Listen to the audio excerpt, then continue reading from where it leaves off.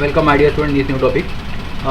हम serial communication study कर रहे थे, उसमें का एक टॉपिक हमको यहाँ पे पढ़ना है, to program 8051 for the serial communication. 8051 को सीरियल कम्युनिकेशन सीरियल ट्रांसमिशन कैसे करना वो देखना है।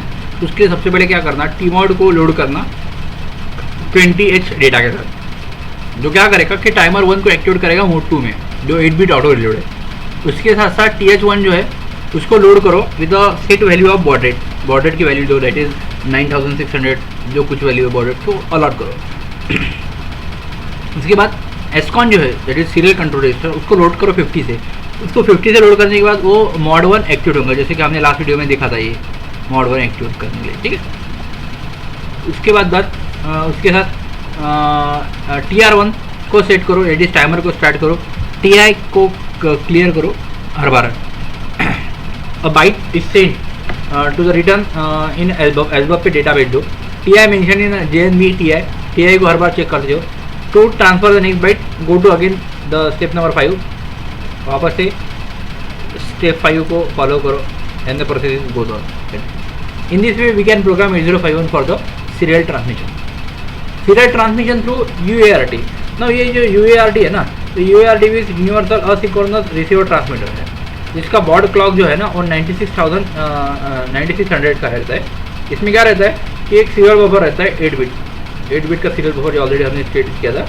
इससे 8 बिट का डेटा यहाँ पे सेंड किया जाता है।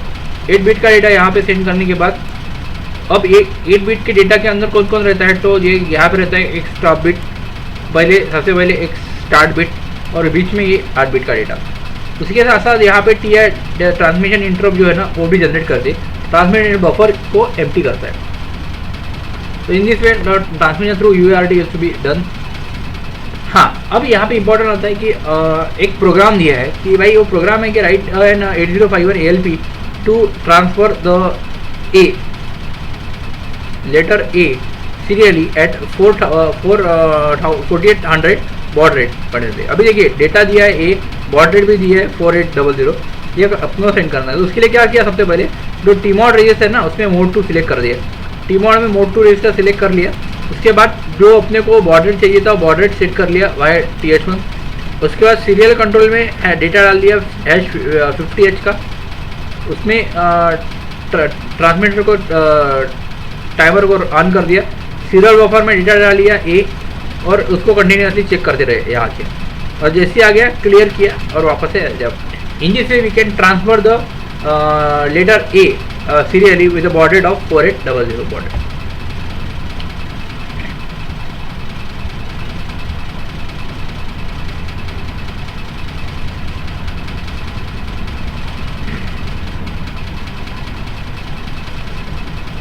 Transmission sequence of 8051। Transmission sequence कैसा रहता है, तो उसमें क्या रहता है कि the character byte to be transmitted is written in album. जो अपने को डेटा सेंड करना है वो पहले एल्बम में डाल दो। The start bit is transferred. A character byte is transferred 1 bit at a time. A stop bit is transferred and TI flag is set. By monitoring TI, SBUF is protected from the overloading. And if SBUF is overloaded, the transmission of previous byte is yet to finish, and then untransmitted part is lost. Before transmitting the next byte, TI must be clear. In this way, we can transmit the sequence to program 8051 serial reception. उसके लिए क्या करना, पहले TMOD को load कर दो with data of 10K, फिर TH1 को लोड कर दो, एस्कॉन को लोड कर दो विद 58 डेटा, TR1 टाइमर को रन कर दो, RI को क्लियर करो हर बार, RI monitor with JNB RI को सेट करते जाओ, और again go to the step number 5 वापस से।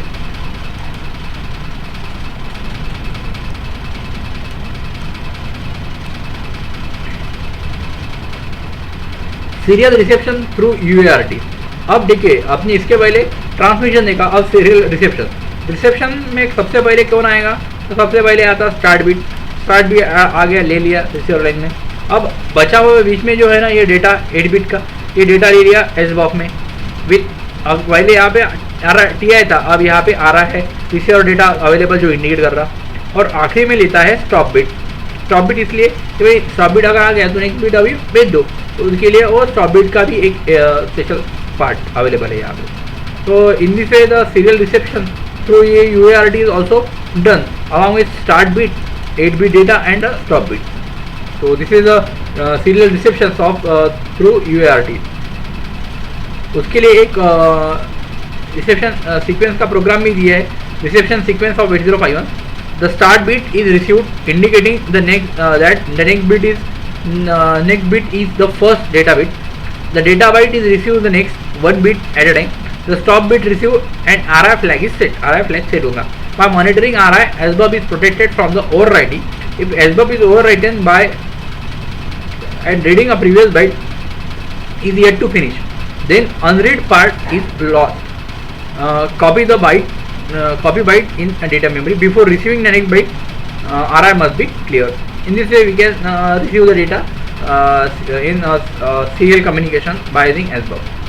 So this is a normal process of transmission and the reception of a data by TI and RI process serially. So thank you very much.